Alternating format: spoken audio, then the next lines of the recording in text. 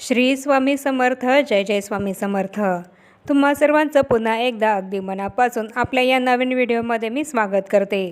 उद्या रविवारी 10 मार्च 2024 रोजी रविवारी माघ अमावस्या आहे. अमावस्या तिथी ही आपल्या पितरांना समर्पित आहे. अमावस्येला तर्पण, श्राद्ध आणि पिंडदान केल्याने आपले पितर हे आपल्यावर प्रसन्न होत असतात. ज्या कुटुंबावर पितरांचा आशीर्वाद असतो त्यांच्या जीवनामध्ये सुख समृद्धी ही कायम नांदते. आणि आजच्या या व्हिडिओमध्ये आपण हेच बघणार आहोत की माघ अमावस्या तिथी ही केव्हा सुरू होत आहे आणि केव्हा संपत आहे. त्याचप्रमाणे या अमावस्येला आपल्याला आपल्या पितरांना प्रसन्न करण्यासाठी कोणते धार्मिक उपाय हे करायचे आहेत. पितृदोषातून आपल्याला सुटका मिळावी यासाठी कोणते उपाय आपल्याला माघ अमावस्येला करायचे आहे याबद्दलच आपण संपूर्ण माहिती या व्हिडिओमध्ये घेणार आहोत. आजच्या या व्हिडिओमध्ये मी तुम्हाला असे 10 उपाय सांगणार आहे जे आपल्याला उद्याच्या माघ अमावस्येला करायचे आहे. आणि हे उपाय केल्याने आपला जो काही पितृदोष असेल तो दूर होईल आणि आपलं भाग्य हे उजळेल. आपल्याला सर्वांनाच काही ना काही प्रमाणामध्ये पितृदोष हा असतो. रोजच्याच जीवनामध्ये आपल्याला काही ना काही अडचणी या प्रत्येकाला येतात. कोणाला आर्थिक येतात, तर कोणाला बाळांसंबंधित येतात, तर कोणाला लग्नासंबंधित अडचणी या येत असतात. कोणाच्या हातामध्ये पैसाच टिकत नाही, तर कोणाला मानसिक शांतताही मिळत नाही, तर कोणाला हातामध्ये घेतलेल्या कुठल्याच कामामध्ये यश हे मिळत नाही. काहींना मुलामुलींचे विवाह न जुळणं, त्याचप्रमाणे मुलामुलींचे विवाह जुळलेले असून सुद्धा ते मध्येच मोडणं किंवा विवाहित दाम्पत्याला संतती न होणं, तर याप्रमाणे काही ना काही अडचणी या आपल्याला प्रत्येकाला येत असतात. या अडचणींचा सामना आपल्याला पितृदोषामुळे करावा लागत असतो. आणि या अडचणींमधून आपल्याला बाहेर निघायचे असेल तर आपण माघ अमावस्येला असे काही उपाय करायचे आहे जेणेकरून आपल्या मागे जो काही पितृदोष असेल तो दूर होईल आणि आपल्या ज्या काही अडचणी आहेत त्या कमी होतील. ज्या घरामधले पितर हे संतुष्ट असतात तर त्या घरामध्ये कशाची कमीही पडत नाही. आणि या उलट जर ज्या घरातले पितर हे संतुष्ट नसतात त्यांच्या घरामध्ये सतत काही ना काही अडचणी, काही ना काही समस्या या कायम निर्माण होत असतात. काही ठिकाणी पैसा, अडका, संपत्ती हे तर खूप असतं, पण मानसिक शांतता ही त्यांना इतकं सगळं असूनही मिळत नाही. या सगळ्या अडचणींचं मुख्य कारण असू शकतं ते म्हणजेच पितृदोष. याचं कारण म्हणजेच त्यांचे पितर हे त्यांच्यावर संतुष्ट नसणं. तर पितरांना संतुष्ट करण्यासाठी आपल्याला उद्या माघ अमावस्येला कोणते उपाय करायचे आहे हेच आता आपण बघूया. आणि त्या तिथीनुसार आपण जे काही छोटे छोटे उपाय हे करत असतो त्याचा आपल्याला आपल्या आयुष्यामध्ये नक्कीच उपयोग हा होत असतो, नक्कीच फायदा होत असतो. आणि म्हणूनच आपल्याला हे उपाय करायचे आहेत. सगळ्यात आधी आपण बघूया की अमावस्या ही केव्हा सुरू होत आहे. तर अमावस्या आज 9 तारखेला शनिवारी सायंकाळी 6:18 ही सुरू होत आहे आणि उद्या रविवारी 10 तारखेला दुपारी 2:30 संपणार आहे.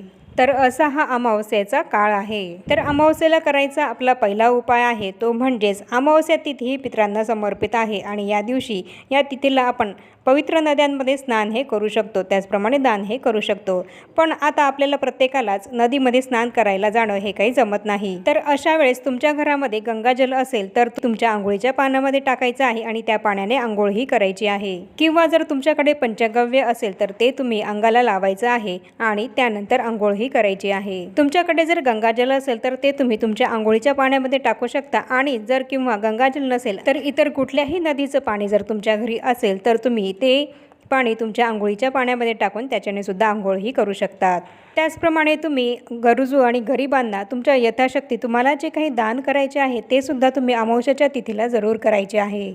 अमावस्येच्या तिथीला पवित्र नद्यांमध्ये स्नान करून आपण जर दानधर्म केला तर आपले पितर हे आपल्यावर प्रसन्न होतात आणि आपल्या कुटुंबाला सुख, समृद्धी आणि दीर्घायुष्याचा आशीर्वाद देतात. त्याचप्रमाणे आपला दुसरा उपाय आहे तो म्हणजेच अमावस्येच्या दिवशी एका तांब्याच्या कलशामध्ये आपल्याला पाणी घ्यायचं आहे आणि त्यामध्ये लाल चंदन आणि गंगाजल हे मिसळायचं आहे आणि या पाण्याने आपल्याला सूर्यदेवाला अर्घ्य हे द्यायचे आहे. आणि सूर्यदेवाला अर्घ्य देताना आपल्याला ओम गृहिणी सूर्याय नमः या मंत्राचा जप करायचा आहे. आपली अंघोळ झाल्यानंतर सर्वात आधी आपल्याला हा उपाय करायचा आहे, म्हणजेच सूर्यदेवाला अर्घ्य हे द्यायचे आहे. अमावस्येला हा उपाय केल्याने आपले दारिद्र्य हे दूर होत असते. त्याचप्रमाणे आपल्याला पुढचा तिसरा उपाय करायचा आहे तो म्हणजेच पिंपळाच्या झाडाला आपल्याला कच्चे दूध, गंगाजल, काळे तीळ, साखर, तांदूळ मिश्रित पाणी हे पिंपळाच्या झाडाला आपल्याला अर्पण हे करायचे आहे. त्याचप्रमाणे पिंपळाच्या झाडाला आपल्याला फुलंसुद्धा अर्पण करायची आहे. पिंपळाच्या झाडामध्ये भगवान विष्णूंचा वास असतो हे आपल्याला सर्वांना माहिती आहे. आणि हा उपाय अमावस्या तिथीला आपण केल्याने